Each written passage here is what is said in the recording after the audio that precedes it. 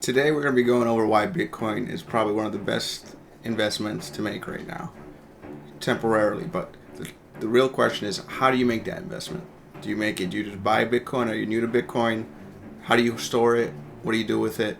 Stay tuned. Bitcoin is a worldwide phenomenon, having gained massive popularity since its inception in 2011, promising to democratize the financial monopoly on money currently held by the Fed and solve financial inequality.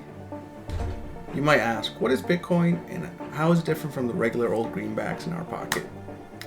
That is a good question. Bitcoin is a decentralized, digital-only currency. What is a decentralized digital-only currency, you might ask? It means the power of new money creations held by the people.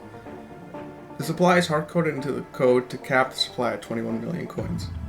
Unlike the Fed printing press, which we all know goes burr when Jerome wants it to, Bitcoin runs on multiple servers which are all linked together to perform an algorithm. The winner that solves the algorithm gets a process of the transaction added to the chain, which is then synced back across all servers or nodes in the system, up to the limit as hard-coded by the code. They are rewarded for this by freshly minted or printed Bitcoin up to the limit allowed by the code. Upcoming Bitcoin catalyst. There is upcoming speculation that the new Bitcoin ETF, as mentioned by Larry Fink, the CEO of BlackRock, will legitimize the currency and send it to the moon. There's a high probability this would get passed because BlackRock, the largest asset manager with over $9.4 trillion in assets, wills it. There is large interest in BlackRock coming into the space because they can make money from the trading fees, which means they most likely want it to come about. It seems like they're finally realized that they can't beat Bitcoin, so they are joining it. After talking to many Bitcoin experts, including Nick Spanos, the founder of Bitcoin New York's Center, New York's first Bitcoin exchange, which was featured on Netflix's documentary Banking on Bitcoin, it's clear that Bitcoin can't be blocked. So from that aspect, Bitcoin is relatively secure. You know, people can use it accessing VPNs. It can't be blocked by your ISP. You know, there was a video by DARPA, or an article by DARPA, which stated that there might be some issues with your where they could sort of manipulate Bitcoin with your ISP, but that's not an issue right now. We'll talk about that a little bit later on. Speaking of risk, you might ask, why would Bitcoin be blocked when one country has a monopoly on money globally, effectively backed by oil, coined the petrodollar? You might guess that they don't take kindly to competition, as history shows. Cough, cough. I won't get into it here for the fear of being censored on YouTube, but feel free to do your own research on countries and rulers that have tried to circumvent the US dollar and oil trade, like Saddam, Gaddafi, Osama bin Laden, in favor of other mediums of exchange for their oil, like the euro or gold. The US monopoly on being the reserve currency and controlling global money supplies to the control of inflation is not to be scoffed at. Just ask the gold bros. They've been speculating that gold has been naked shorted for decades to hide inflation and weakness in the dollar.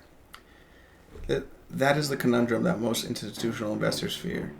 The destruction of Bitcoin by the US, and Warren Buffett has been telling us. Warren Buffett has been telling us for about 10 years now that Bitcoin is rat poison squared. An ETF would legitimize the space, as it will most likely be fully insured and ease hacking fears. As we all know, there is no recourse to being hacked out of your Bitcoin, which is a clear concern for institutional investors and mostly 90% of anyone that has money.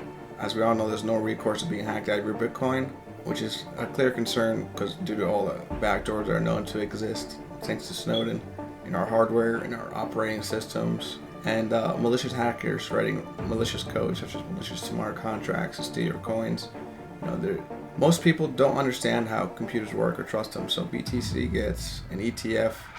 It will keep 90% of investors out of the market. There are some conflicting reports, like the one released by DARPA, where Bitcoin could be spotted out and tampered with, as we all by ISPs or a government or somebody that are an adversary or a government scale that could be trying to hinder the Bitcoin movement. That way, it seems highly suspicious that this report has come out recently and the US has been trying to ban VPNs, which is a little bit concerning. But aside from that, let's go to the next part. More catalysts. Next we have the halving. The Bitcoin halving is an event that occurs every 4 years, as pre-programmed by the code to halve the number of Bitcoins produced by the code. Usually the price accelerates after each halving, as shown by the graph here. Experts believe the Bitcoin to at least hit 120K this halving cycle, but I would be wary of statements like these. If you have money to invest, it might be a good idea to invest a small portion of your assets in Bitcoin as a hedge for the rising interest rate environment that we're in currently. I say this because Bitcoin has not been empirically tested long enough through a rising rate environment. It hasn't been around for through a recession. It doesn't produce any earnings, as Warren Buffett puts it. The outcome of its first recession is yet to be determined. More risk. Countries around the globe are scuffling to figure out what to do with Bitcoin mining, considering that it's creeping up on global energy usage at approximately 0.5 to 1.1% of global electricity. Bitcoin is estimated to use up more electricity than every data center in the world combined. That is ginormous. Multiple countries combined. You might have heard the statistic from, other YouTubers out there that quote-unquote experts that Bitcoin takes up more electricity than whole countries combined. That's true, but the extent is mind-boggling, and it's quickly catching up to even higher numbers, and there doesn't seem to be any stopping it. There's a growing number of countries that have banned cryptocurrencies, including China and Russia, the other two big powers in the world, the former of which has also banned mining, while the latter is also planning on banning mining as well. The US is also planning a 30% tax on energy costs, which will surely make this tight margin industry less favorable in the United States, pushing it to other countries. If it gets pushed out to other countries, it's kind of makes you wonder if it's still going to be as popular if Bitcoin mining isn't in the United States anymore. If the ETF isn't more of a false flag rat poison ploy like the tulip bubble in the early 1500s, which saw the prices of tulips reach 10 times the average annual salary due to futures gambling, which ended with a government decree turning futures into options contracts, leaving the last buyer holding the hot potato, effectively a backholder, since courts wouldn't enforce their debt.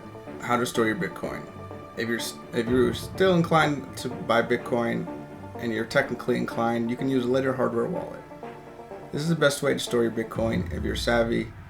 But again, be warned, this means you have to check the checksums, which are the digital signatures of your installation, to make sure that your device isn't compromised.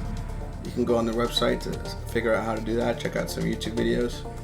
I've read horror stories on Reddit about Trojan viruses deleting the real Ledger app from their computers, installing fake ones that steal the Bitcoin shortly after using them. You can go read all the horror stories you want. You can also store your Bitcoin on reputable exchanges such as Coinbase and Robinhood, which are partially insured. Take note of the word partially. I couldn't find out the exact amount, and this doesn't cover you against personal hacks such as your passwords being stolen. Two-factor authentication is one way to secure your wallet using a phone, SMS, or Google authentication. Be careful of SIM swaps. So your emails and passwords have most likely been leaked over the years, as most have. Some can use a SIM swap to receive your 2FA codes and get into your account. It's as easy as calling your phone provider, having your email that's stolen, that they found on the web, downloaded it for pennies, and have your phone number, and literally just say, hey, I lost my phone, this and that. I have a new phone, a new SIM. Can you please change my my number to the SIM card? To prevent an easy SIM swap, you can set a safe word with your self provider to prevent most intruders. Google Authentication and other similar apps like Microsoft require a license in the photo of you holding the license to reset your authentication, which adds to the security. Robinhood actually prevents withdrawals without ID, so that's a good idea too. To conclude, if all this seems like too much risk, it probably is for you. Trust your instincts and avoid it altogether. There might be a bubble coming and you might miss a few gains from the huge bubble run up, but I prefer not to gamble. Stay tuned. If you like this video, please follow, like, subscribe, turn on notifications on to see how you can make good income in the market without risking your shirt. I have good videos coming up on covered calls and cash secured puts to provide a no risk long-term income and growth potential. Quote unquote long-term, no risk. In the long term, you always win if you keep adding to your positions in good quality companies that produce earnings. Thanks for following, guys. Stay tuned for the next video.